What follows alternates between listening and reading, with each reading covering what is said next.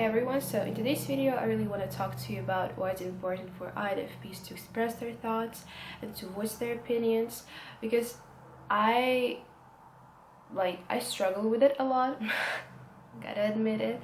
I know that I don't like to share my thoughts with other people, and what is more, I don't like to share my feelings with them as well because I think that it's something personal. It was meant to be for me, and it's still meant to be for me, you know. My thing, it's like my feelings, my introverted feeling, it's obviously subjective, and I'm not supposed to share it with others, right? Well, at least that's what I thought, you know, when I was like a young girl. Yeah, I kind of understand that I probably need to develop my extroverted thinking, even though I've always thought that it was kind of pointless, like who cares, right?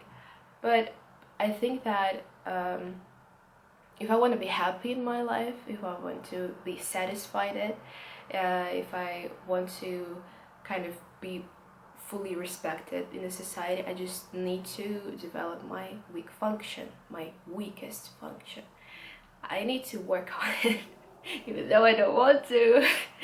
Because when you don't know how to communicate properly, you kind of use manipulation as your tool in your everyday life. You kind of become a bit manipulative, and people don't usually like it. People know when something is wrong. They kind of see it, they kind of feel it, and you know, it's just not a very good way of communicating with others. It's just not a very good way of dealing with other people. I think that C.S. Joseph, he likes to say that, you know, manipulation is like, it can be good, it can be bad, but when your whole interaction with other people is kind of based on manipulation, you know, you don't understand what's right and what's wrong, what's true or what's false. It's crazy in a way, you know. I also think that INFPs, they don't really know how to solve their problems properly, especially when they're younger, especially if they're not mature enough. But if you want to solve a problem, you have to communicate. You can easily like cut people off and just call it a day, but if you really want to feel satisfied and at peace, you have to just share your opinion with others. It's not that hard, actually. You just need to kind of train yourself or prepare yourself in that regard. If a certain situation makes you feel a certain way, it's not that hard to just go out and say, I don't like it, I need to deal with it, but maybe I just cannot do it right now, and I need your help. It's like you need to take a risk and just like take a chance, you know, and say it. I have this thing, like every time I start talking about my feelings and emotions, I start crying uncontrollably, and it's so weird. It's like literally, it's weird and strange, and yeah, it's a bit cringy. I don't really like it, but I cannot help myself. But I feel so good after the conversation, after this pure communication with other human being, even if it's hard and uncomfortable as well. If you try to hide something negative in the moment, it's going to come out later. And that's kind of a very healthy process that thought process that I've developed in my head. And now I understand how important it is to remember this thing. If you're not satisfied with something, tell people around you that you are not okay with something. And that's the only way, I guess. We want to have this connection with others, and we want to feel like we are understood.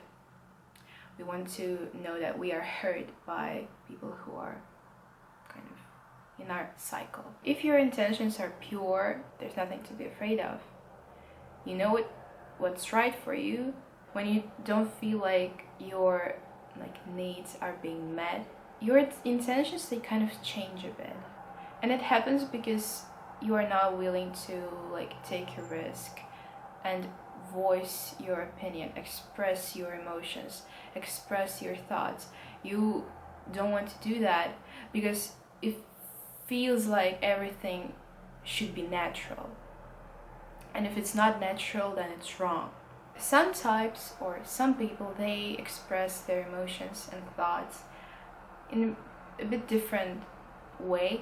I think if you love like a group of people that you are in, a company, why do you have to put up with their weird and strange and bad and negative and toxic behavior in order to feel safe? I'm more than sure that you are a very strong human being, very you're independent, you are confident. You don't need people just because they are like out there and they are in contact with you and you're scared of losing that. That's not how it works. And yeah, I kind of see it now. I think that, you know, before leaving someone or before making like big decisions, I sort of need to hear another party. Otherwise, it's just gonna be like a huge burden on my shoulders. It's gonna last forever. My feelings and my guilt and my shame, and I think that you can relate to it in a way. All of the things that used to bother me, they still bother me, and I think that they are going to bother me in the future if I don't deal with them now. And also, I think that if you disagree with someone, say it. If you have like a different opinion about something, it doesn't mean that other people are going to hate you for having like a different opinion. They're not going to hate you. They're going to respect you more because you are willing to step up and to be brave and to just say what you want to say. You don't have to be mean for no reason. If you want to really help people around you, you have to like just be blunt, be straightforward. So yeah, I think that that's all that I wanted to say in this video. I'm sorry that it took me so long to make another one. Thank you for watching this video. Give it a thumbs up, leave a comment, and I'll see you in the next video.